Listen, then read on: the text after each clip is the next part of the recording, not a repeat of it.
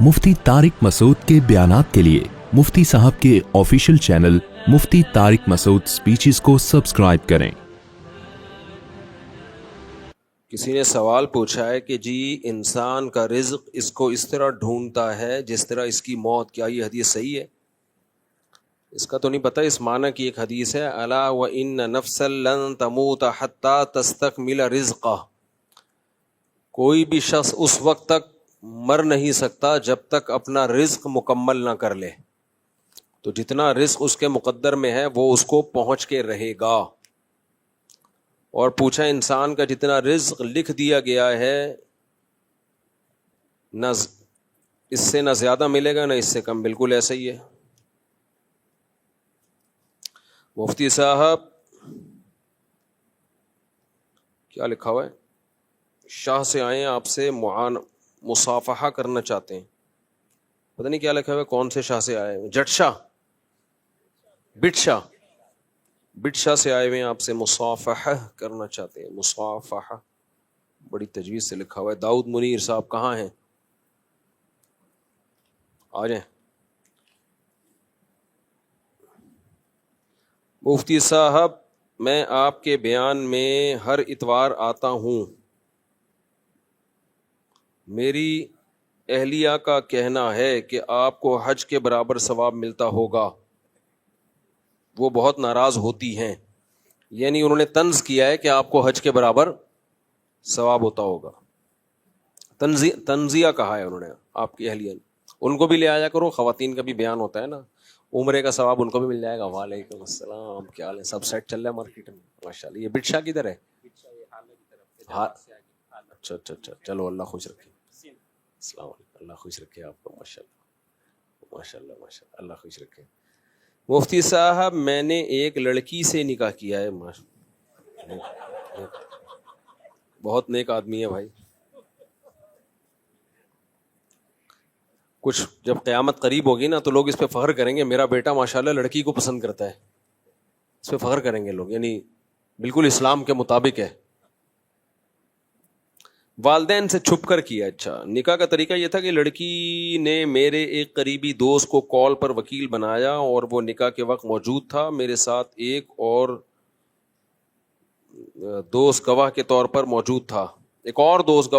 मौजूद था। निकाह एक हाफिज कुरान और समझदार शख्स ने पढ़ाया जो मेरा कज़न है और निकाह के मसाइल से वाकिफ़ है। निकाह के तमाम अरकान यानी इजाब व कबूल, वकील, दो गवाह और निकाह ख्वाह मौजूद थे और सबको मालूम था कि निकाह हो रहा है। क्या इस तरीके से मेरा निकाह हो गया? लड़की का निकाह गैर कुफूफ में, जो उसके जोड़ का ना हो, तो उसमें बाप की इजाज़त के बगैर नहीं होता। ये जो हदीस में आता है ना, ला निकाह इल्ला बिवलिय्यिन, कि वली के बगैर निकाह नहीं है, तो इसका मतलब हमारे नज़दीक यही है कि जो जोड़ का ना हो, अगर जोड़ का है तो फिर वली की इजाज़त के बगैर भी हो जाता है निकाह, अगरचे मायूब हरकत है।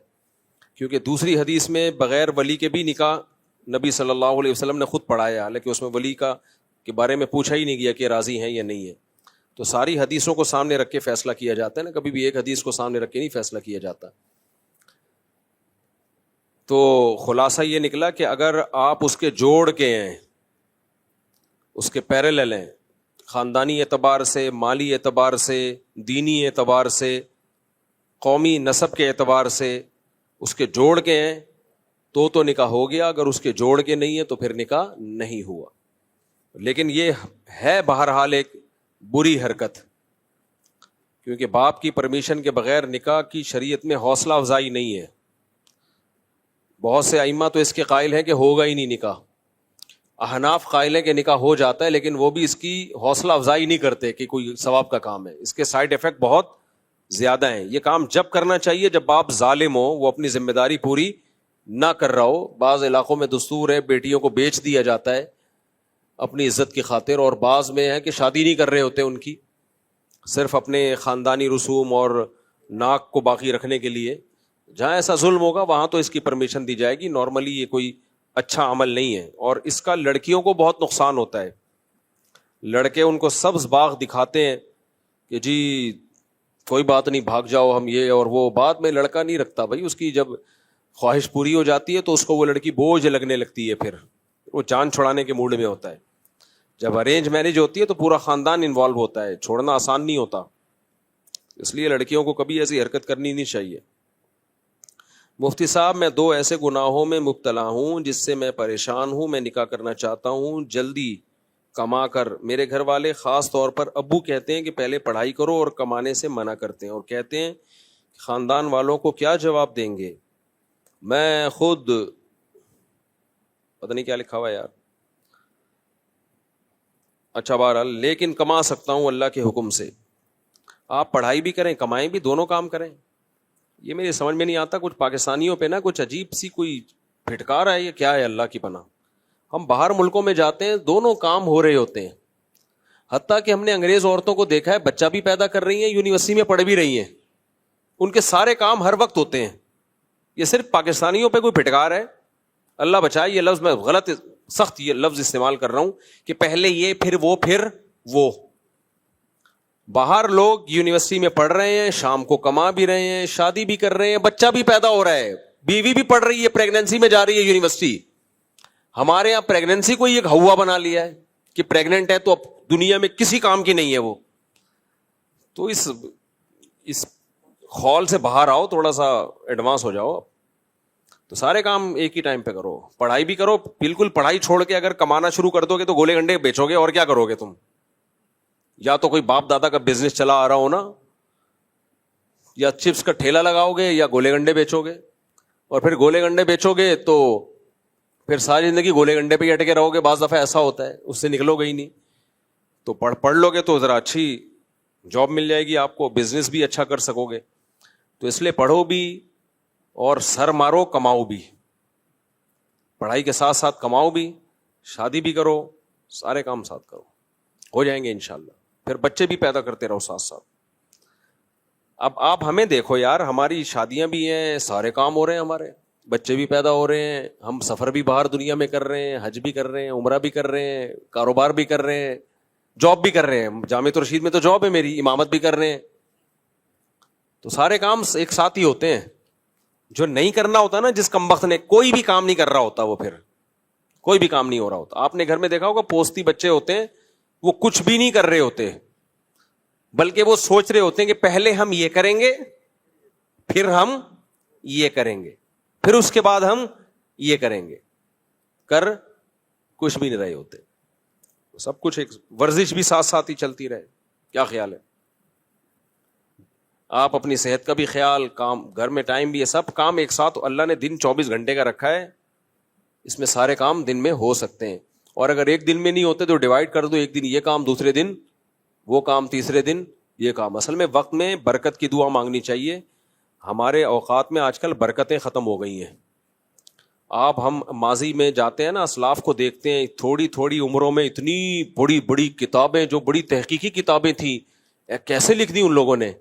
آج ہم وہ کمپوز کر کے نہیں لکھ سکتے, ٹائپنگ کر کے. جو انہوں نے کبوتروں کے قلم نہیں ہوتے تھے جو بار بار سیاہی میں ڈبو کے ایک لفظ لکھا, پھر سیاہی میں قلم ڈبویا, دوسرا لفظ لکھا, پھر خشک ہونے کا انتظار کیا اس صفحے کا, اس طرح اتنی بڑی بڑی کتابیں لکھ دی ہیں, اور بڑی تحقیقی کتابیں.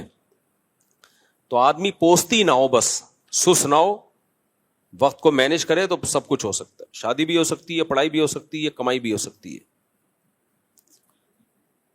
اسپیڈ اللہ خود پیدا کر دے گا. اچھا میرے بھائی مفتی صاحب, دار الکفر کا فرق بیان کر دیجئے. دار الاسلام اور دار الکفر میں فرق کیا ہے؟ دار الکفر میں رہنے والے مسلمانوں کو کس حد تک اپنی حکومت کی اطاعت کرنی چاہیے؟ اگر ان کی حکومت کسی مسلمان ملک پہ ہی حملہ کر دے تو؟ آپ کسی بھی دار میں رہتے ہو, چاہے دار الاسلام ہو یا دار الکفر ہو, وہاں حکومت کے قوانین کو فالو کرنا لازم ہے, جب تک کہ وہ اسلام کے اگینسٹ کوئی حکم نہ دیں. اور آج کل کے جو دار الکفر ہوتے ہیں نا جتنے بھی, وہ اس ٹائپ کے نہیں ہیں جیسے پہلے زمانے میں ہوا کرتے تھے. آج کل کی حکومتیں سیکولر حکومتیں ہوتی ہیں. تو سیکولرزم کا مطلب یہی ہے کہ آپ کو مذہبی آزادی ہے. تو یہ زمانے میں آسانی ہے.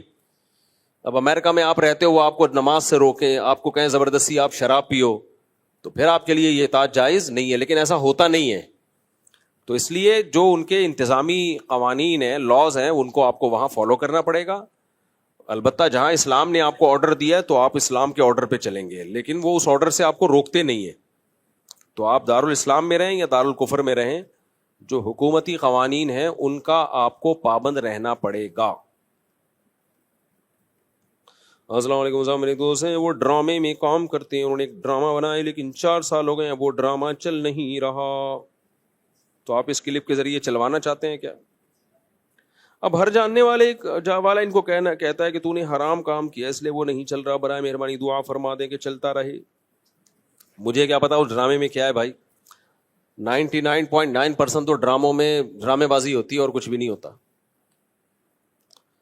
اللہ نے ان کو بتا دیا کوئی اور کام کرو. مفتی صاحب ہمارے علاقے میں ایک ڈکیت کو پکڑ کر جلا دیا گیا, آپ کی نظر میں عمل کیسا ہے؟ نبی نے فرمایا لا يعذب بالنار الا رب النار, آگ سے وہی جلا سکتا ہے جس نے آگ کو پیدا کیا. البتہ مسئلہ آج کل یہ ہے کہ ڈکیت کو کیسے, کوئی چھری بھی نہیں ہوتی لوگوں کے پاس, کوئی بندوق بھی نہیں ہوتی جس سے وہ مار دیں, تو پھر لوگ مجبور ہوتے ہیں کہ ہمارے پاس اب ایک ہی آپشن بچا ہے. تو اب کوئی آپشن نہیں رہا لوگوں کے پاس. میں یہ نہیں کہہ رہا لوگ یہ صحیح کر رہے ہیں, لیکن لوگ کہتے ہیں, لوگوں سے جب پوچھا جائے لوگ کہتے ہیں پھر کیا کریں, ہم چھوڑ دیں, کیا چھوڑ دیں ہم؟ تو اس لیے پھر لوگ مجبوراً یہ کام کر رہے ہوتے ہیں. تو اس لیے لوگوں کو جا کے لوگوں کے مسئلے لوگوں سے پوچھیں, میں کیوں, مجھے پھنسوا رہے ہو کیا؟ میں اگر بول دوں گا کہ جائز ہے تو پولیس والے مجھے پکڑیں گے. آپ نے کہا ہے لوگوں کو کہ آگ میں جلاؤ, اگر میں بول دوں گا کہ نہیں کرو یہ کام تو پھر لوگ مجھے پکڑیں گے. ٹھیک ہے مفتی صاحب چھوڑ دیتے ہیں, کل خدا نخواستہ آپ کے گھر کے کسی بندے کو مار دیا تو پھر آپ بولو گے کیوں چھوڑا تھا تم نے؟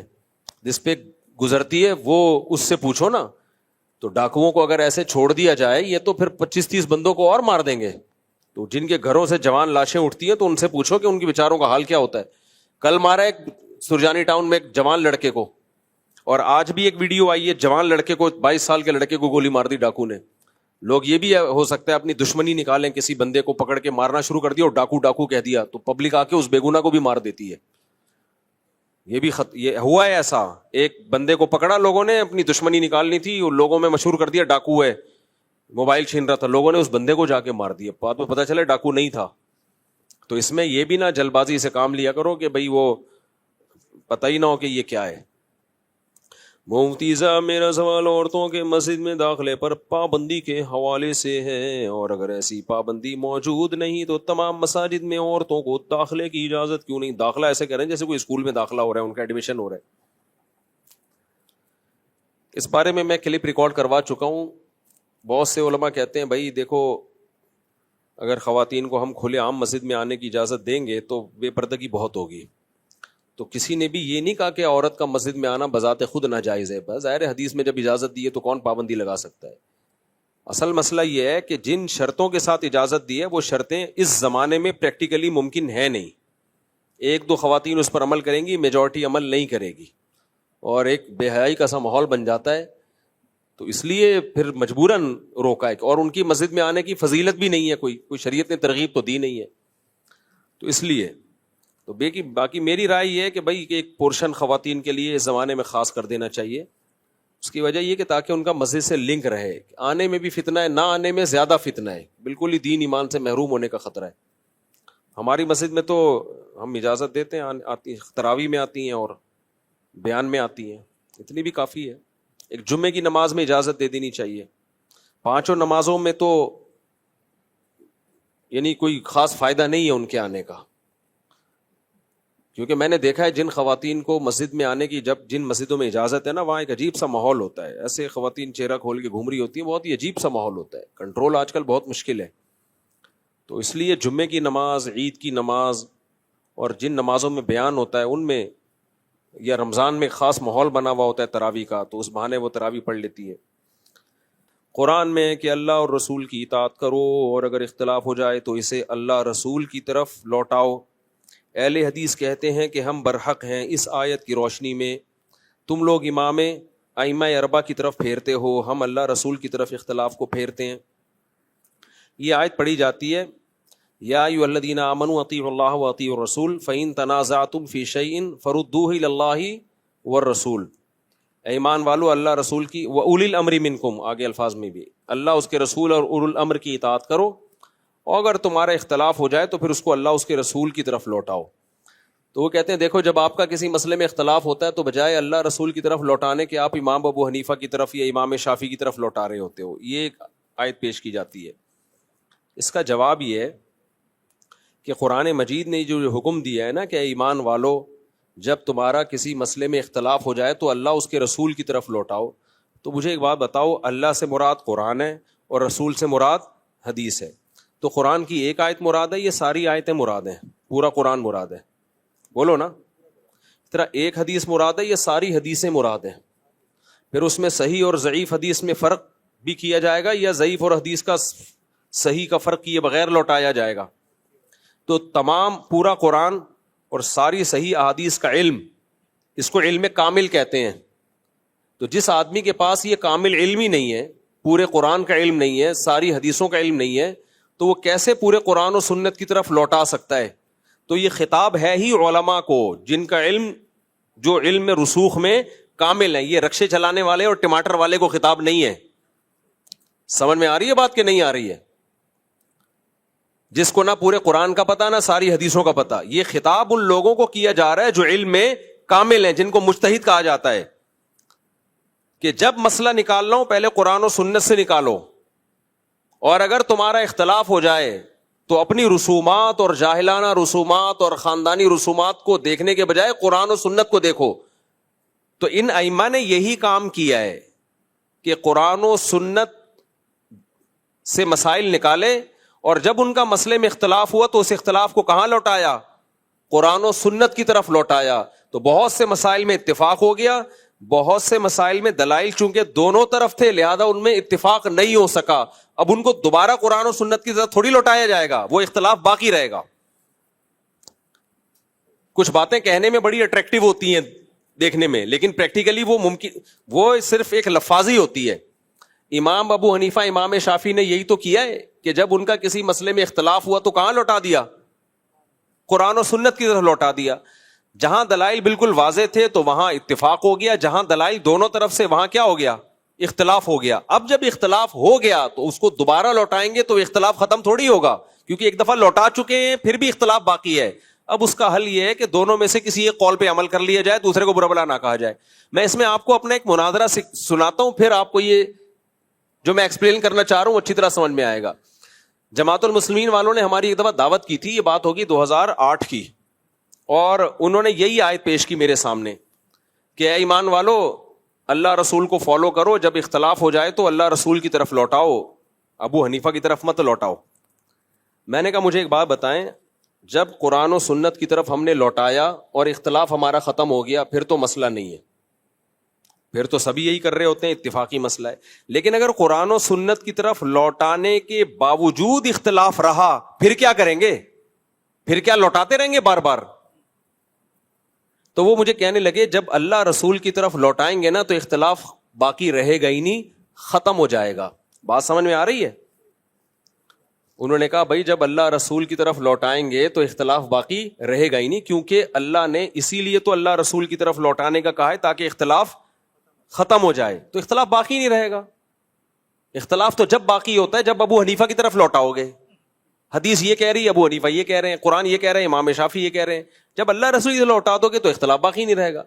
میں نے کہا اچھا چلو, میں یہ کہتا ہوں کہ اللہ رسول کی طرف لوٹانے کے باوجود بھی اختلاف باقی رہتا ہے, میرا یہ دعویٰ ہے. ایسے موقع پہ تقلید کی جاتی ہے جب اللہ رسول کی طرف ایک دفعہ لوٹا دیا, کچھ مسائل تو اتفاق ہو جائے گا, اختلاف ختم ہو جائے گا, کچھ مسائل ایسے پھر بھی اختلاف ختم نہیں ہوگا. پھر اس میں کیا کرنا ہے؟ اس میں ہم کہتے ہیں ایک فقہ کو فالو کرو, دوسرے کو برا نہ کہو, اور آپ کہتے ہیں اس کو لوٹاتے رہو اور امت میں آگ لگاتے رہو بیٹھ کے. وہ کہتے ہیں ایسا ہو ہی نہیں سکتا, جب اللہ رسول کی طرف ہم لوٹائیں اور اختلاف باقی رہے. میں نے کہا چلو میرا اور آپ کا اختلاف ہو گیا نا, آپ کہہ رہے ہو کہ اللہ رسول کی طرف لوٹائیں گے تو اختلاف باقی رہے گا نہیں, میں کہہ رہا ہوں کہ اللہ رسول کی طرف لوٹائیں گے تو اختلاف باقی بعض دفعہ رہے گا بھی, اور پھر اس اختلاف میں دونوں رائے ٹھیک بھی ہوں گی, اور کسی ایک بھی رائے کو فالو کرو گے تو آپ برحق بھی ہوگے. یہ میرا اور آپ کا اختلاف ہو گیا, اب اس اختلاف کو ہم اللہ رسول کی طرف لوٹاتے ہیں. نہیں آئی میرا خیال ہے سمجھ میں؟ نہیں آئی نا؟ میں نے کہا وہ جماعت المسلمین والے تھے, اتنی ماشاءاللہ بڑی بڑی داڑھی ہے ان کی, پروفیسر بھی تھے یونیورسٹی کے. وہ کہنے لگے, دوبارہ سوال لوٹا دیتا ہوں, کہنے لگے بھائی قرآن کہہ رہا ہے جب اختلاف ہو جائے تو اللہ رسول کی طرف لوٹاؤ. میرا کہنا یہ تھا ابو حنیفہ نے اللہ رسول ہی کی طرف لوٹایا میرے بھائی, امام شافعی نے بھی جب لوٹایا اللہ رسول کی طرف تو کچھ مسائل میں اتفاق ہو گیا, کچھ مسائل میں پھر بھی اختلاف باقی رہا. تو جب اختلاف باقی رہے گا تو پھر کیا کریں گے؟ پھر تو ایک رائے کو فالو کریں گے, دوسرے کو ٹھیک سمجھیں گے. اجتہادی اختلاف کہلائے گا وہ. یہ تھوڑی کہ پھر دوبارہ لوٹاتا ہی رہے بیٹھ کے قیامت تک. ایک دفعہ لوٹا دیا ان لوگوں نے, فارغ ہو گئے وہ لوٹا کے. اب آپ رکشے والے کو بھی بولو کہ تو بھی لوٹا, ٹماٹر والا بھی لوٹا ہے. یہ اہل حدیث تو سب کو مجتہد بنا رہے ہیں, ہر آدمی ان کا فنٹر ہے. تبھی ان کے اور جتنے لوگ لوٹا رہے ہیں ہر ایک کی الگ رائے ہے. میں بار بار کہتا ہوں ٹیلی ویژن میں 4 اہل حدیث کبھی اکٹھے نہیں بیٹھیں گے, کیونکہ چاروں اللہ رسول کی طرف لوٹائیں گے اور چاروں کی رائے دوسرے سے مختلف ہوگی سوائے چند مسائل کے. تو میں نے ان سے کہا کہ جب اللہ رسول کی طرف لوٹائیں گے بہت سے مسائل میں اتفاق ہو جائے گا, جیسے کہ 4 اماموں کا بہت سے مسائل میں اتفاق ہو گیا, بہت سو میں پھر بھی اختلاف باقی رہے گا. تو انہوں نے کہا نہیں باقی رہے گا. میں نے کہا میرا یہ آپ سے کیا ہو گیا اختلاف, اس اختلاف کو اللہ رسول کی طرف لوٹاتے ہیں. میں نے کہا دیکھو بخاری مسلم کی حدیث ہے, حدیث بنو قریظہ, نبی صلی اللہ علیہ وسلم نے صحابہ سے فرمایا تم میں سے کوئی عصر کی نماز اس وقت تک نہ پڑھے جب تک اپنے ٹھکانے نہ پہنچ جائے. صحابہ کرام چلے, عصر راستے میں قضا ہونے لگی. اب صحابہ میں اختلاف ہو گیا کہ عصر ہمیں قضا کرنی چاہیے یا ہمیں پڑھنی چاہیے. یہ اختلاف ہو گیا کہ نہیں ہو گیا؟ اس اختلاف کو صحابہ نے کہاں لوٹایا؟ بولو, نبی کی طرف لوٹایا. قرآن و حدیث میں غور کرتے ہیں. بعض صحابہ نے کہا کہ بھائی قرآن میں عصر کی نماز کا خصوصی حکم ہے, یعنی ان کی رائے کو میں اپنے الفاظ میں بیان کر رہا ہوں کہ عصر کی نماز کا خصوصی حکم ہے, اور نبی صلی اللہ علیہ وسلم عالم الغیب نہیں ہے. آپ نے جو کہا تھا, فرمایا تھا کہ عصر اپنے مقام پہ پڑھو دشمن کے شر سے حفاظت کے لیے. آپ کے علم میں یہ تھوڑی تھا کہ نماز قضا ہو جائے گی. تو نماز قضا کرنا نہیں, لہذا یہ جو حدیث ہے جس میں آتا ہے کہ عصر اپنے مقام پہ پڑھو جا کے, یہاں راستے میں نہ پڑھو, یہ تعویل ہے, اس کی تعویل کی جائے گی. اس میں ایک شرط ہے, وہ شرط یہ کہ بشرطے کے ٹائم پر اپنے مقام پر پہنچ جاؤ. اگرچہ یہ شرط حدیث میں صراحتاً نہیں ہے, لیکن دوسرے دلائل کو سامنے رکھ کر حدیث کی یہ تعویل کی جائے گی. دوسری جماعت کی رائے یہ تھی کہ بھائی نبی کا آرڈر جو ہے وہ بغیر کسی شرط کے ہے, اس میں یہ کہ عصر اپنے مقام تک پہنچے بغیر تم نے نہیں پڑھنی, اور جس قرآن نے ہمیں عصر کی نماز کی حفاظت کا حکم دیا اسی نے ہمیں نبی کی اطاعت کا بھی حکم دیا ہے. دلائل دونوں طرف ہیں یا نہیں ہے؟ اب ایسا نہیں ہے کہ جن لوگوں نے حدیث میں تعویل کی ان کو صحابہ کی اس جماعت نے کہا تم تو نبی کی باتوں کو اگرچہ مگرچہ کر کے گھما دیتے ہو معاذ اللہ. نبی نے تو صاف طور پہ کہا کہ عصر کی نماز یہاں نہ پڑھو, اور تم کہہ رہے ہو یہ اصل میں ایک شرط لگی ہوئی ہے, اس میں جو نظر نہیں آ رہی لیکن وہ شرط ہے. تم تو اصحاب رائے ہو, اپنی عقل سے حدیث کو, بھائی عقل استعمال تو کر رہے ہیں, لیکن وہ عقل کیوں استعمال کر رہے ہیں؟ بھائی ایک جزوی واقعہ ہے, قاعدہ کلیہ کیا ہے, عصر کی نماز جیسے پورے سال فرض ہے, آج بھی فرض ہے اس کو, جیسے پورے سال قضا کرنے کی اجازت نہیں ہے آج بھی قضا کرنے کی اجازت نہیں ہے. تو یہ قرآن و سنت کو سمجھنے کے لیے رائے کا استعمال ہو رہا ہے. یہ لوگ نا احناف کو بولتے ہیں اصحاب رائے, اور ان کا مقصد یہ ہوتا ہے یہ کھوپڑی استعمال کرتے ہیں. بھائی کھوپڑی قرآن و سنت کو سمجھنے کے ڈیپ میں جانے کے لیے استعمال کر رہے ہوتے ہیں. اور دوسرے فریق نے کہا کہ نہیں بھائی نبی کا جو ظاہری حکم ہے اسی کو لیں گے. تو بتاؤ جب انہوں نے اللہ رسول کی طرف لوٹایا تو اختلاف ختم ہو گیا یا باقی رہا؟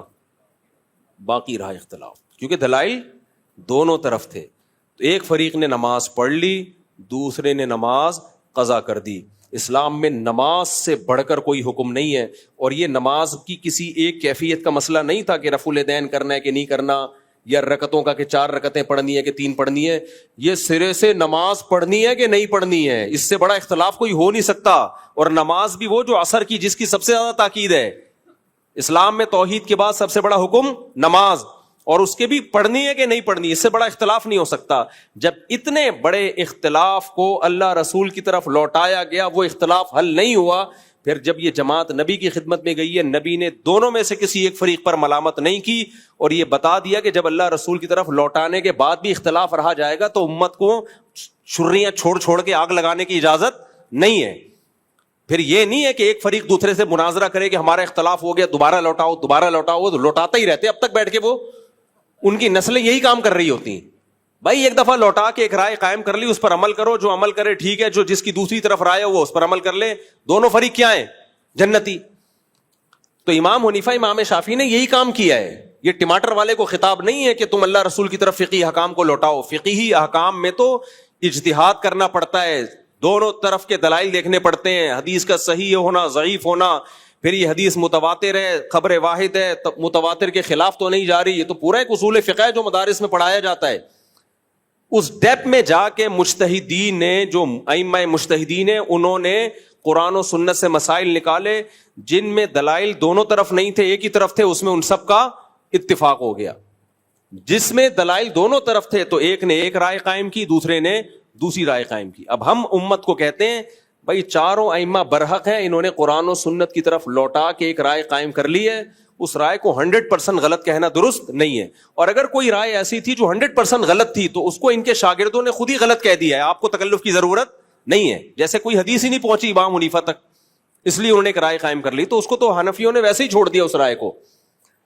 تو اب جب لوٹا کے اختلاف باقی رہا ہے تو اب پھر یہی کہنا دوبارہ لوٹاؤ تو امت کا اس کے علاوہ کوئی کام رہے گا نہیں. تو اس لیے چاروں ائمہ مجتہدین اس کام سے فارغ ہو چکے ہیں. انہوں نے اللہ اور رسول کی طرف لوٹایا, تورات اور انجیل کی طرف نہیں لوٹایا, اور اسی کو فقہ مدون ہوا, اسی کو کتابوں میں لکھا گیا, اسی میں بتا دیا گیا یہ مفتبی قول ہے, یہ مرجو قول ہے, یہ راجح قول ہے. اب آپ اسی کی پیروی کریں, اب کوئی اور کام کریں. آپ سمجھ میں آ رہی ہے بات کہ نہیں آ رہی؟ تو یہ کام امت کر کے فارغ ہو چکی ہے, اب اس تکلف کی ضرورت نہیں ہے. اور اگر کسی کو اس تکلف کا شوق ہے تو کرے, وہ اپنی رائے دوسروں پہ تھوپے نہیں. وہ سمجھ میں آ رہی ہے بات؟ اپنی رائے دوسروں پہ تھوپے نہیں, کیونکہ عوام کی نظر میں ایک امام ابو حنیفہ کا لوٹانا ہے اور ایک آج کے کسی مجتہد کا قرآن و سنت کی طرف لوٹانا ہے. امام ابو حنیفہ نے لوٹا کے جو نتیجہ اخذ کیا ہے اس کے درست ہونے کا امکان زیادہ ہے. آج کا 15ویں صدی کا کوئی مولوی اگر قرآن و سنت کی طرف لوٹا کے نتیجہ نکالتا ہے, اس کے درست ہونے کا امکان کم ہے. سمجھ میں آ رہی ہے بات؟ دوسری بات یہ کہ آپ خود تو لوٹا سکتے نہیں, آپ کے پاس تو پورے قرآن اور ساری حدیثوں کا علم ہے نہیں. آپ نے کسی مولوی ہی کو فالو کرنا ہے, تو کسی اہل کو فالو کرو گے نا تو غلطی ہوگی تو بھی ثواب ملے گا, اور نا اہل کو فالو کرو گے تو غلطی نہیں بھی ہوگی تو بھی گناہ ملے گا. آپ کسی پروفیشنل ڈاکٹر سے جو اپنی فیلڈ کا اسپیشلسٹ ہو, علاج کرتے ہو, غلط ٹیکا لگا دے گا نا تو بھی لوگ آپ کو ملامت نہیں کریں گے. آپ کی جو ذمہ داری تھی آپ نے پوری کر لی ہے. آپ کو کیا پتا صحیح اور غلط ٹیکا کیا ہوتا ہے. لیکن اگر آپ نے قصائی سے ہی آپریشن کروایا, صحیح آپریشن بھی ہو گیا, پھر بھی لوگ جوتے ماریں گے آپ کو کہ یار ایک آدمی اہل تھا نہیں اور تم نے اس سے. تو آج کل یہ جتنے مجتہدین مارکیٹ میں آ رہے ہیں نا, جو کہتے ہیں ہمیں تمام احادیث اور پورے قرآن کا علم ہے, لہذا مجتہد ہیں, ہم تحقیق کر کے بتا سکتے ہیں, ان کو علم ہوتا نہیں ہے. ان کو صرف اپنے مطلب کی حدیث اور اپنے مطلب کی آیت معلوم ہوتی ہے, دوسرے فقہ کی یا دوسرے کی جو دلیل ہے اس سے یا تو وہ دیکھتے نہیں ہیں, یا ان کو ان کی مینٹل لیول اتنا ہوتا نہیں ہے کہ ان کو وہ دلیل سمجھ میں آ رہی ہوتی ہے. اس لیے ہمیشہ جو آدمی جاہل ہوگا نا وہ اپنی رائے پر اڑے گا بھی اور اپنی رائے دوسروں پہ تھوپے گا بھی. جس کے پاس کامل مضبوط علم ہوتا ہے اس کو پتا ہوتا ہے فقہا کا اس مسئلے میں اختلاف ہے اور لچک رکھتا ہے وہ اپنی رائے میں. تبھی ائمہ مجتہدین کو جو فالو کرتے ہیں وہ کیا کہتے ہیں, بھائی ہم ایک کی رائے کو فالو کر رہے ہیں اس امید کے ساتھ کہ یہ اللہ کی نظر میں ٹھیک ہوگی, لیکن اس امید کے ساتھ کہ ہو سکتا ہے دوسرے کی رائے ٹھیک ہو, کیونکہ دلائل بہرحال دونوں طرف ہیں. لیکن آپ ان لوگوں کو دیکھ لو, ہماری رائے تو قرآن و سنت ہے, باقی تو تورات اور انجیل پڑھ کے فتوے دے رہے ہیں, ان کو قرآن و سنت کا کیا پتا. اور جب ہم ان سے سوال پوچھتے ہیں کہ 3 طلاقوں میں بتا دو, قرآن میں کہاں لکھا ہے 3 طلاقیں ایک ہوتی ہیں, اللہ رسول کی طرف ہی لوٹا دو نا. وہ بھی نہیں لوٹا رہے ہوتے, وہ بھی صرف اپنے 8-10 مسائل ہیں جن میں ظاہری حدیث ان کے ساتھ ہے. ظاہر جیسے میں نے بتایا لا نکاح الا بولی, حدیث میں آتا ولی کے بغیر نکاح نہیں ہوتا. اب فوراً یہ کیا مسئلہ بیان کرتے ہیں, دیکھو حنفی لوگ کہتے ہیں ولی کی اجازت کے بغیر بھی نکاح ہو جاتا ہے. وہ فوراً حدیث پیش کرتے ہیں. بھائی آپ نے ایک حدیث پیش کی ہے, دوسری حدیث بھی تو ہے نا.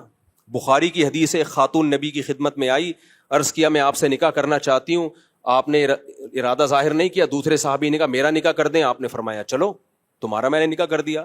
تو حناف یہ کہتے ہیں یہاں تو نبی نے نہیں پوچھا کہ تمہارے والد راضی ہیں یا نہیں ہے, تو آپ اس حدیث کی تعویل کرتے ہو.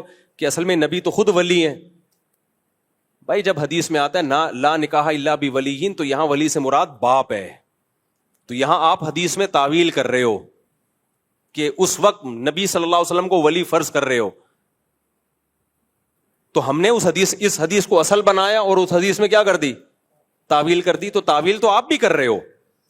اور ہم نے حدیث میں تعویل کی کیونکہ قرآن سے پتہ چلتا ہے کہ بغیر ولی کے بھی نکاح ہو جاتا ہے، کیونکہ قرآن نکاح کی نسبت ڈائریکٹ عورت کی طرف کر رہا ہے. حتیٰ تنکح زوجا غیرہ، قرآن کہتا ہے اگر کسی نے بیوی کو 3 طلاقیں دے دی ہیں تو جب تک وہ عورت عدت کے بعد کسی اور مرد سے نکاح نہیں کر لیتی، اس کا پہلے شوہر سے نکاح حلال نہیں ہوتا. تو اللہ نے یہ نہیں کہا کہ جب تک اس عورت کا نکاح اس کا ولی کہیں اور کروا نہیں دیتا. تو احناف قرآن کے الفاظ کو بڑی ویلیو دیتے ہیں. تو ہر شخص کا بھائی اپنا ایک مسائل اخذ کرنے کا ایک طریقہ ہوتا ہے. آپ اپنی رائے امام ابو حنیفہ پہ زبردستی کیوں تھوپ رہے ہو بھائی؟ ان کا جو سوچنے کا اینگل ہے وہ آپ سے ڈیفرنٹ ہے، آپ کا سوچنے کا اینگل ڈیفرنٹ ہے، امام شافعی کا ڈیفرنٹ ہے. تو امام حنیفہ پر آپ اپنی رائے کیوں تھوپتے ہو زبردستی؟ تو ایک صاحب نے کہا سلطان ولی ملا ولی اللہ، سلطان ولی حدیث میں آتا ہے کہ جس کا کوئی ولی نہیں ہے. تو اس سے تو سلطان مراد ہے نا، اس سے تو بادشاہ مراد ہے. اچھا پھر اس کا سے تو یہ پتا چلتا ہے کہ کورٹ میرج باپ کی اجازت کے بغیر بھی ہو جاتی ہے، جبکہ اہل حدیث کا فتویٰ موجود ہے کہ اگر کوئی لڑکی گھر سے بھاگ کے عدالت میں شادی کرتی ہے تو اس کا نکاح نہیں ہوتا. تو کسی ایک جگہ آپ ٹکتے ہی نہیں ہو. مجھے اہل حدیثوں سے کوئی بہر نہیں ہے. اہل حدیث میں اگر کہتے ہیں ولی کی اجازت کے بغیر نکاح نہیں ہوتا تو امام شافعی بھی یہی کہتے ہیں. تو ہمیں اس مسئلے سے کوئی بہر نہیں ہے، ہمیں ان کے اسٹائل سے ہے کہ آپ اپنی رائے کو قرآن و سنت قرار دیتے اور اس پہ ڈٹ جاتے اور دوسرے کی رائے کو آپ سمجھتے ہو گویا یہ تورات اور انجیل سے ان لوگوں نے مسائل نکالے ہیں. یہ اسلاف کا طریقہ بہرحال نہیں ہے. یہ تو سب کے پاس دلائل ہوتے ہیں اور سب نے قرآن و سنت ہی کی طرف لوٹا کے وہ مسائل نکالے ہوتے ہیں. اب عوام کو یہ کہنا کہ اختلاف ہو جائے تو قرآن و سنت کی طرف لوٹاؤ، عوام یہ کام کی اہل نہیں ہے. اس کام کے اہل مجتہدین ہیں جن کو پورا قرآن اور ساری حدیثیں آتی تھیں اور وہ یہ کام کر چکے ہیں. اس لیے علماء نے جو صحیح علماء نے اس آیت کی تفسیر بیان کی ہے وہ کیا تفسیر بیان کی ہے؟ وہ تفسیر یہ بیان کی ہے یا ایھا الذین آمنوا اطیعوا اللہ واطیعوا الرسول واولی الامر منکم، اے ایمان والو اللہ رسول اور اولو الامر کی اطاعت کرو. اچھا اولو الامر بھی کسے کہتے ہیں؟ علماء کو کہتے ہیں جو اس کام کسی بھی کام کے جو اہل ہیں. تو دین کے اہل علماء ہیں، انتظامی چیزوں کے اہل حکمران ہیں. تو انتظامی چیزوں میں حاکم کی اطاعت کی جائے گی، دین کے معاملات میں علماء کی اطاعت کی جائے گی. آگے قرآن کہہ رہا ہے فَإِن تَنَازَعْتُمْ فِي شَيْءٍ، اگر تمہارا جھگڑا ہو جائے تو اللہ رسول کی طرف لوٹاؤ. تو علماء نے لکھا اس آیت کا مطلب یہ ہے کہ فَرُدُّوهُ إِلَى، عام آدمی کو خطاب ہے، فَرُدُّوهُ إِلَى الْعَالِمِ بِكِتَابِ اللَّهِ وَرَسُولِهِ. تو اس عالم کی طرف لوٹاؤ جو اللہ اور اس کے رسول کی کتاب کا علم جانتا ہے اور اس پہ فتویٰ دیتا ہے. تو عامی آدمی کا عالم بھی کتاب اللہ و رسولہ کی طرف لوٹانا، وہ کتاب اللہ و رسولہ کی طرف ہی لوٹانا ہے. نہیں آئی میرا خیال ہے بات؟ فردوہ الی العالم بکتاب اللہ و رسولہ، بھائی الی اللہ و رسولہ تو ہے، فردوہ الی العالم بکتاب اللہ. یعنی عوام جب اللہ رسول کی طرف لوٹائے گی تو کیسے لوٹائے گی؟ جو علماء ہیں جن کے پاس علم کامل ہے، مجتہد ہیں، وہ جب اللہ رسول کی طرف لوٹائیں گے تو قرآن اور سنت پہ ریسرچ کریں گے. عامی جب اللہ رسول کی طرف لوٹائے گا تو قرآن و سنت پہ ریسرچ کرنے والوں کی طرف لوٹائے گا. وہ جو ریسرچر ہیں ان کی طرف لوٹائے گا. اس کا ان ریسرچر کی طرف لوٹانا ہی اللہ رسول کی طرف لوٹانا ہے. سمجھ میں آ رہی ہے بات کہ نہیں آ رہی؟ تو اس آیت کا اصل مطلب کیا ہوا؟ اب آخر میں خلاصہ بیان کرتا ہوں. یہ آیت نازل ہوئی ہے کہ اسلام کی طرف لوٹاؤ، اپنے کلچر کی طرف. یعنی ہمارا اختلاف ہو گیا کہ بیٹی کو وراثت میں حصہ ملنا چاہیے کہ نہیں ملنا چاہیے. تو اس آیت کا مطلب ہے اسلام سے پوچھو. اسلام کیا کہتا ہے؟ اسلام کہتا ہے بیٹی کو وراثت ملنی چاہیے. کتنی ملنی چاہیے؟ غیر مسلم کہتا ہے اول تو ملنی نہیں چاہیے، ملے تو بیٹے کے برابر ملے. اسلام کیا کہتا ہے؟ بیٹی کو آدھی ملے گی، بیٹے کو دگنی ملے گی. تو یہ آیت ہمیں بتا رہی ہے کلچر سے مت پوچھو، سوسائٹی سے مت پوچھو، بلکہ کس سے پوچھو؟ اسلام سے پوچھو اسلام کیا کہتا ہے. اور اسلام کو علماء جانتے ہیں، یہ ٹماٹر پیاز والے جانتے ہیں. تو علماء سے پوچھو، جو بھی اہل حق علماء ہیں ان سے پوچھو کہ شرعی حکم کیا ہے. تو ایک عامی آدمی کا کسی عالم سے جو کتاب اللہ اور سنت رسول پر عمل کرتا ہو، اس عالم سے مسئلہ پوچھنا یہ اس آیت پر عمل کے عین مطابق ہے. تو ہم ابو حنیفہ ان کو اہل حدیث بھی مانتے ہیں, امام شافعی کو اہل حدیث بھی مانتے ہیں. وہ عالم بھی کتاب اللہ و رسولی تھے, وہ کتاب اللہ اور سنت رسول کو جانتے بھی تھے اور اس کے بہترین محقق بھی تھے. تو اگر کوئی شخص ابو حنیفہ سے امام شافعی سے مسئلہ پوچھتا ہے تو وہ اسلام ہی سے مسئلہ پوچھتا ہے, کیونکہ اس کو اہل حدیث بھی مانتے ہیں کہ امام حنیفہ تورات اور انجیل سے یا کلچر کو دیکھ کے, سوسائٹی کو دیکھ کے مسئلے نہیں بتاتے تھے, وہ قرآن و سنت کو دیکھ کے مسئلے بتاتے تھے. تو خلاصہ کیا نکلا؟ اے ایمان والو, اللہ رسول کی اطاعت کرو, اور اگر اختلاف ہو جائے تو اسلام کو فالو کرنا ہے تم نے, اسلام کے علاوہ چیزوں کو فالو نہیں کرنا. اور اسلام کو ٹماٹر والا نہیں جانتا, اسلام کو کون جانتا ہے؟ علماء, اور آج کے علماء سے زیادہ مجتہدین جانتے ہیں. تو اس آیت میں ابو حنیفہ اور امام شافعی جیسے مجتہدین کو فالو کرنے کا حکم دیا جا رہا ہے, ان سے ہٹایا نہیں جا رہا ہے. اس لیے کہتے ہیں علم کی تھوڑی سی بات ہو, 10 گنا عقل زیادہ ہوگی تو وہ بات سمجھ میں آئے گی, عقل نہیں ہوگی تو وہ بات کا آدمی الٹا مطلب لے کے جائے گا. اچھا میرے بوئی, میں اہل حدیثوں سے پوچھتا ہوں کہ اگر آپ کے 2 عالموں میں اختلاف ہو جائے پھر کسی طرح لوٹائے گا؟ کوئی امام کوئی فقہ حنفی کو فالو کر رہا ہے, وہ ادھر سے مسئلہ اس نے کہا آپ کے پاس آیا, آپ نے کہا ابو حنیفہ نہیں, قرآن و سنت کے لوٹاؤ. اب قرآن و سنت کی ایک تشریح ایک اہل حدیث عالم کر رہے ہیں, ایک اہل حدیث عالم کہتے ہیں 3 طلاقیں 3 ہوتی ہیں. ایسے اہل حدیث عالم موجود ہیں جو اکٹھی 3 طلاقوں کو 3 مانتے ہیں, اور وہ کہتے ہیں میں ابو حنیفہ کی رائے نہیں, میں تو قرآن و سنت سے نکال رہا ہوں. دوسرے اہل حدیث کے پاس جاؤ گے, وہ کہہ رہے 3 طلاقیں 1 ہوتی ہیں. اہل حدیث کے فتوے ریٹن میں موجود ہیں جنہوں نے 3 طلاقوں کو 3 کہا ہے, اور اتنی ڈھٹائی سے کہا ہے, انہوں نے بولا پتہ نہیں کس نے 3 طلاقوں کو 1 کہنا نکال لیا. محدثین کا مذہب ہی نہیں ہے, محدثین تو 3 کو 3 مانتے ہیں. تو دوسرے اہل حدیث کے پاس گئے, وہ کہہ رہے 3 کتنی ہوتی ہیں؟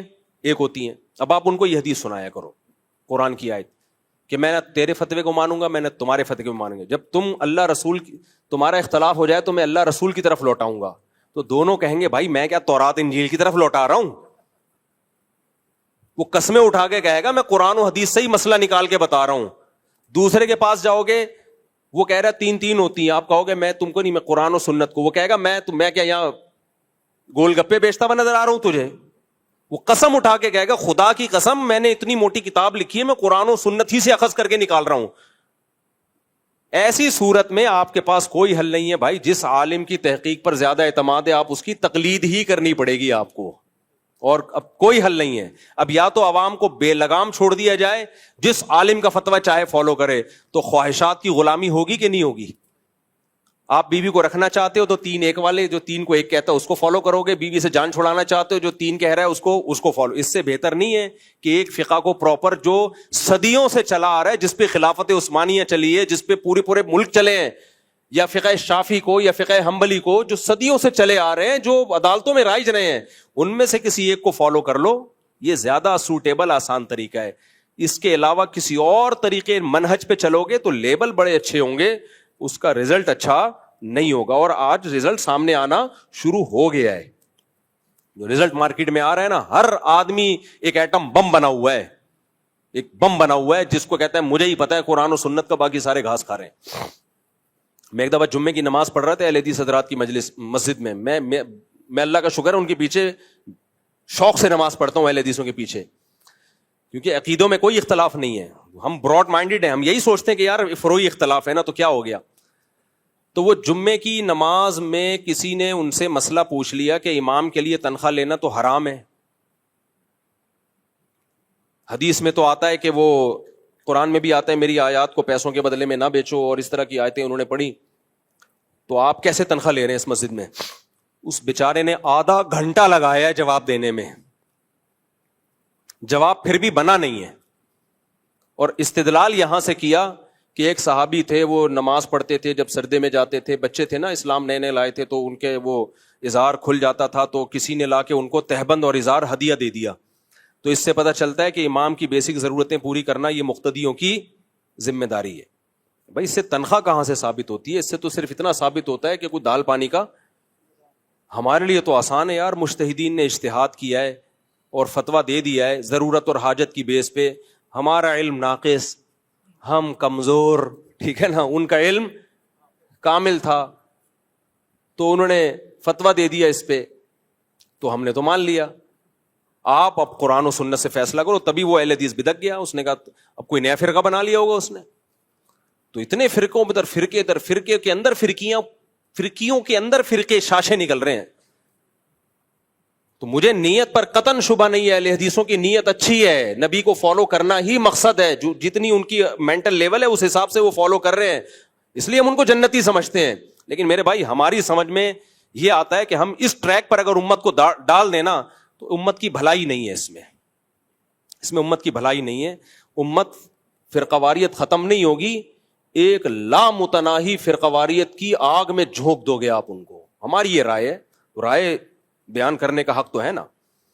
میرے جتنے اہل حدیث دوست ہیں نا, اتنے کسی دیوبندی کے نہیں ہوں گے, آپ حیران ہو گئے. اہل حدیث کہتے ہیں ایک تو ہماری تعریفیں بھی کرتا ہے اور بھگو کے لگاتا بھی رہتا ہے. میں بیلنس رکھنے کے لیے کہ جتنا اختلاف ہے اس کو اتنا ہی رکھا جائے, اس لیے میں تعریف مکھن لگانے کے لیے نہیں کر رہا ہوتا کہ بھائی جتنا ہے اتنا رکھا جائے, اس سے آگے نہ لے جائے.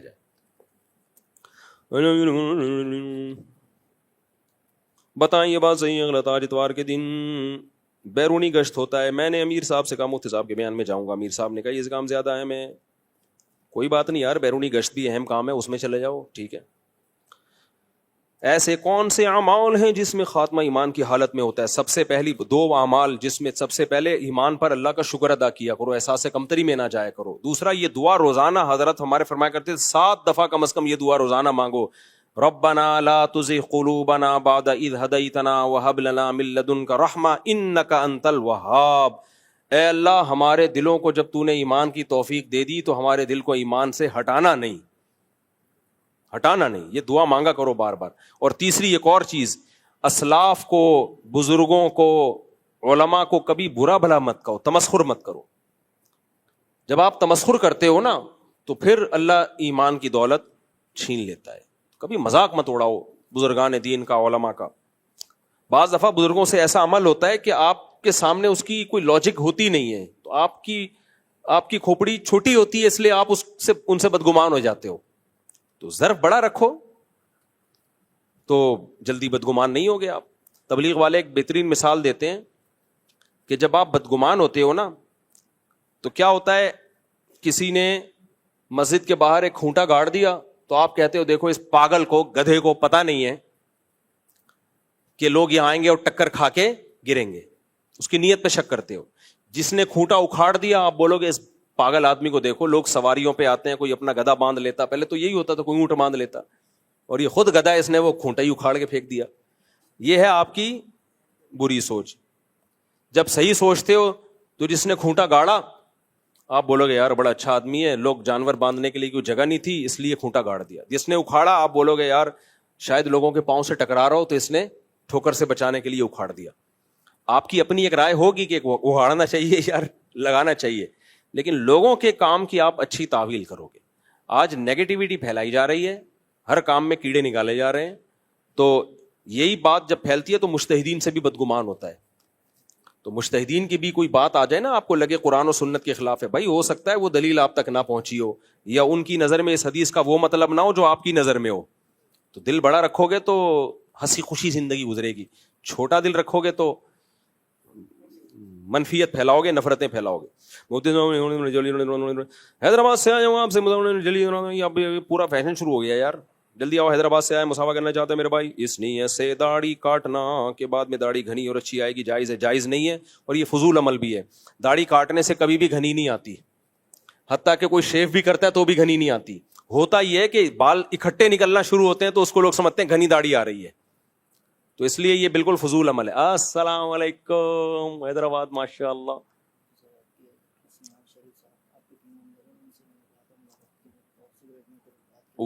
ابھی سیکرٹ میٹر پہ ابھی بات نہ کریں, ابھی سیکرٹ میٹر پہ بات نہ کریں, ابھی جنگ ہو رہی ہے.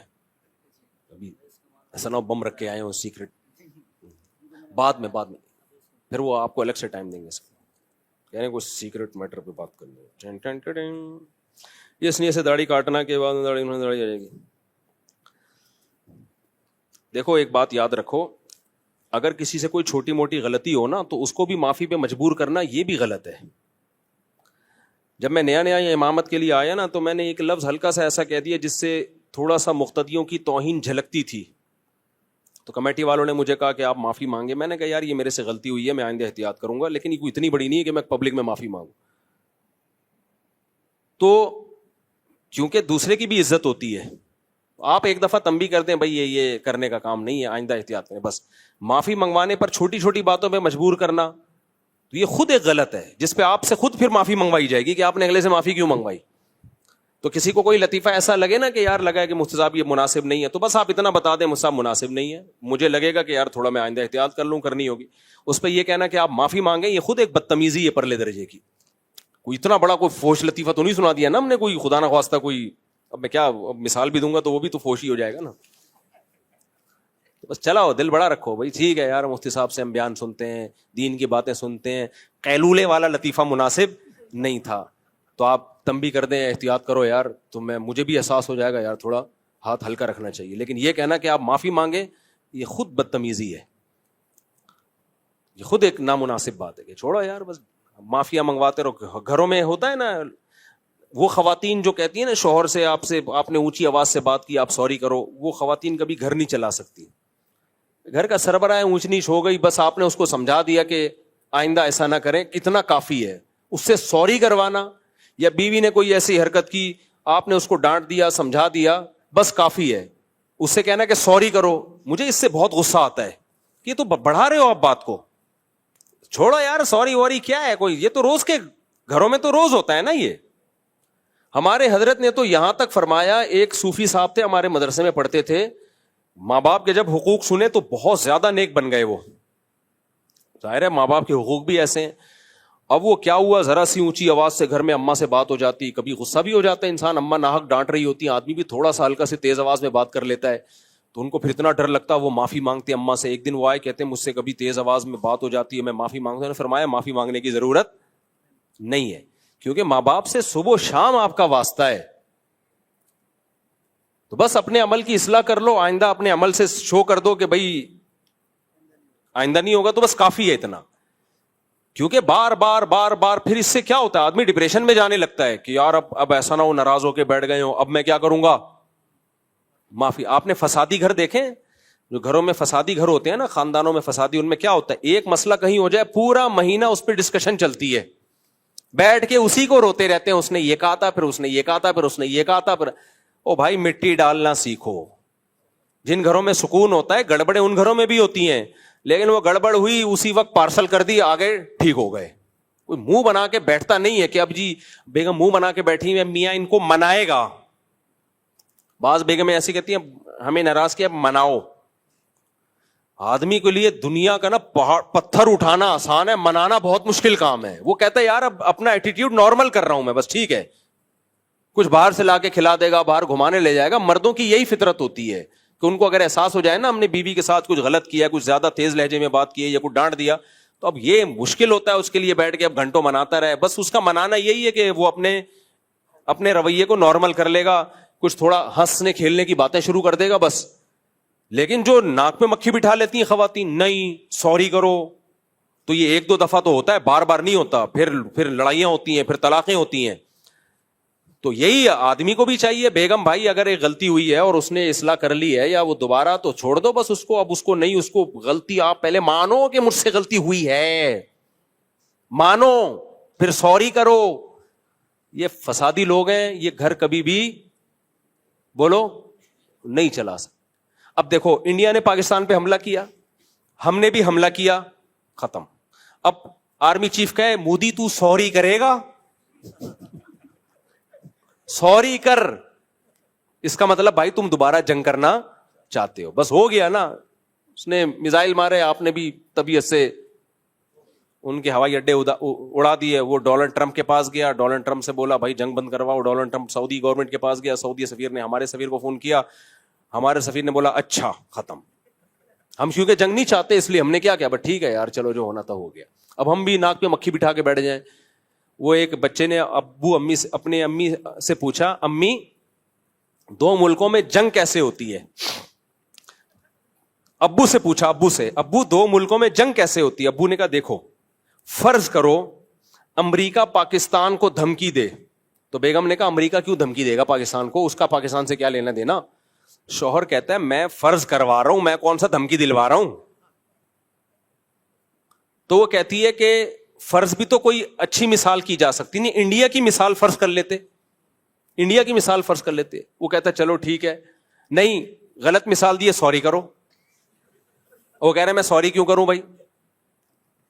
پھر وہ کہہ رہے چلو انڈیا نے پاکستان کو دھمکی دی, کہہ رہی انڈیا کیوں دھمکی دے گا, ابھی تو جنگ ختم ہوئی ہے, دوبارہ دھمکی دے گا کیا. پھر شوہر نے بیوی کو سنایا, پھر بیوی نے شوہر کو. بچہ کہتا ہے بس بتانے کی ضرورت نہیں, مجھے پتا چل گیا کہ جنگ کیسے ہوتی ہے, ایسے ہوتی ہے جنگ. تو یہ جو ہوتے ہیں نا لوگ ناک پہ مکھی بٹھا کے کہ اس نے غلطی ہوئی ہے تو یوں کرے, اس نے غلطی ہوئی ہے تو وہ سوری کرے, اس نے, یہ چھوٹی چھوٹی باتیں, یہ فضول کام ہوتے ہیں. مجھے یاد ہے میں مدرسے میں جب پڑھتا تھا تو ہمارے شیخ حضرت مفتی رشید احمد صاحب رحمہ اللہ تعالی نے, کسی استاذ نے کوئی غلطی کی تھی جو غلطی سے کسی نے میری طرف منسوب کر دی. غلطی کسی ٹیچر کی تھی, میری نہیں تھی, لیکن مشہور یہ ہو گیا کہ میں نے کی ہے. جیسے کامران مسیح پائلٹ مشہور ہو گیا, حالانکہ وہ بیچارہ پائلٹ ہی نہیں ہے, وہ تو نیویگیٹر ہے. تو ٹھیک ہے, ایئر فورس میں ہونا ہی ہمارے لیے ایک فخر کی بات ہے کہ کامران مسیح ہماری ایئر فورس میں ہے, یہ بھی کافی ہے فخر کے لیے, کوئی مقصد کسی کو کی حوصلہ شکنی نہیں ہے. لیکن جو میڈیا پہ اتنا پھیل گیا نا, کامران مسیح نے جہاز لے کے اڑا, پھر کامران مسیح نے کہا میرا ارادہ تو تھا دہلی کو مکمل صفحہ ہستی سے مٹا دوں گا, لیکن مجھے پیچھے سے کال آ گئی کہ واپس آ جاؤ. تو یہ سب میڈیا کی بنائی ہوئی ایک وہ ہے, کامران مسیح نے جہاز اڑایا ہی نہیں ہے. تو ایسے ہی کیا کہہ رہا تھا میں, ہاں وہ غلطی میں نے کی نہیں تھی, کی کس نے تھی, ایک ٹیچر نے کی تھی. تو ہمارے شیخ مفتی رشید احمد صاحب سمجھے کہ میں نے غلطی کی ہے, تو حضرت نے مجھے ڈانٹا بھی اور کھڑا کر دیا, اور ایک ٹانگ پہ کھڑا کر دیا سزا کے طور پہ نا, تھوڑی دیر کے لیے, بس وہ سزا ملی. میں نے یہ نہیں کہا کہ نہیں میری غلطی نہیں ہے, کوئی ٹیچر بھی میرے لیے قابل احترام تھے, اب میں ان پہ ڈال دوں کہ ان نے کی ہے, انہوں نے. مجھے صبح ان سے حدیث پڑھنی ہے, فقہ پڑھنا ہے, مجھے شرم آ رہی ہے یار. وہ بولے گا بابا تو چپ کر کے سزا کھا لیتا یار.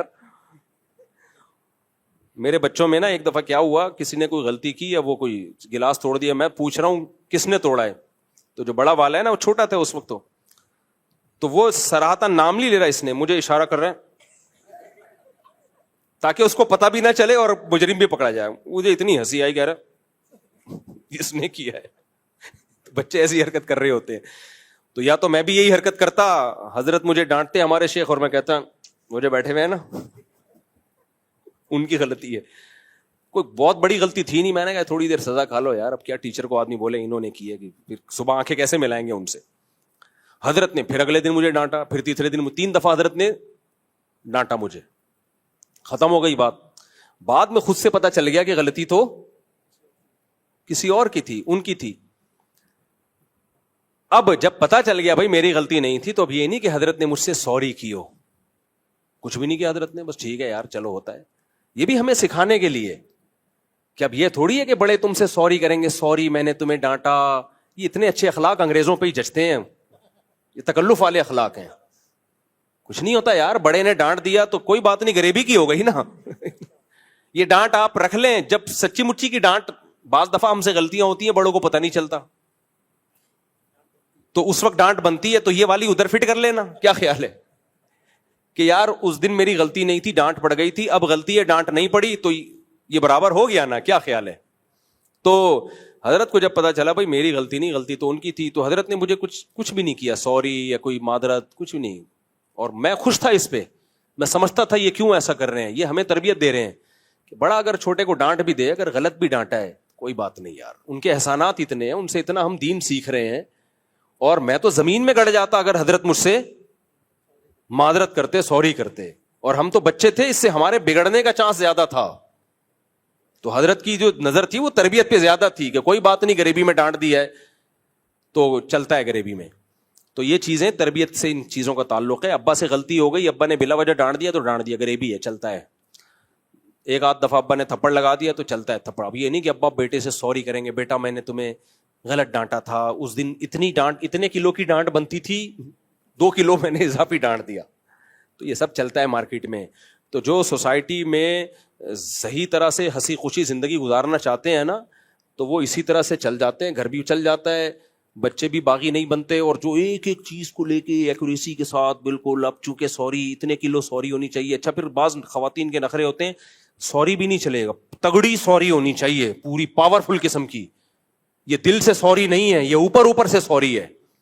تو آدمی بھی بیوی کو تانے دے رہا ہوتا ہے. تو ایسے جو نازک مزاج لوگ ہیں ان کو شادی کرنی ہی نہیں چاہیے. ان کو بچے بھی نہیں پیدا کرنے چاہیے. ان کو کسی جنگل میں جا کے اکیلے، وہ دفتروں میں بھی نہیں چل سکتے، دفتر میں بھی نہیں، وہ نہ کاروبار کر سکتے ہیں، نہ دفتر میں کچھ بھی نہیں. وہ دنیا کے ناکام ترین لوگ ہیں. وہ بس اپنی ناک پہ مکھی بٹھا کے رکھتے ہیں، اور ایک ان کی اپنی، اس کو نرگسیت کہتے ہیں، صحیح ہے نا، اپنے شیشہ دیکھ کے اپنی ہی تعریفیں کہ میں بہت خوبصورت ہوں. تبھی شاعر نے کہا ہے نا، ہم کو دیکھ کے شرماؤ تو شرمانے کی داد بھی دیں، آئینے میں دیکھ کے خود کو شرمانے سے کیا ہوگا. وہ کہہ رہا ہے میری محبوبہ آئینے میں دیکھ کے ہی شرماتی رہتی ہے، میں اتنی خوبصورت ہوں. تو کہہ رہے ہیں ہمیں دیکھ کے شرماؤ یار، ہم تعریف کریں تو پھر بات بھی ہے. کافی ہو گیا میرا خیال ہے، اپنا خیال کی کیا ہے، بس ہو گیا بھائی. جماعت کی نماز نکل جائے تو ایک مرد اپنی محرم عورتوں کے ساتھ جماعت کروا سکتے. جی بالکل کروانا چاہیے. نبی صلی اللہ علیہ وسلم کی اگر جماعت نکلتی تھی، آپ گھر میں اپنی مسورات کے ساتھ جماعت کرتے تھے. السلام علیکم صاحب، میں بہت دور سے آیا ہوں، ملاقات کہاں ہے؟ بہت دور سے آیا بھائی ملاقات. آپ تو یہیں کے روزانہ آتے ہو، ہر بیان میں آتے ہو میرے بھائی. السلام علیکم، اپنا خیال رکھیے گا، ٹھیک ہے.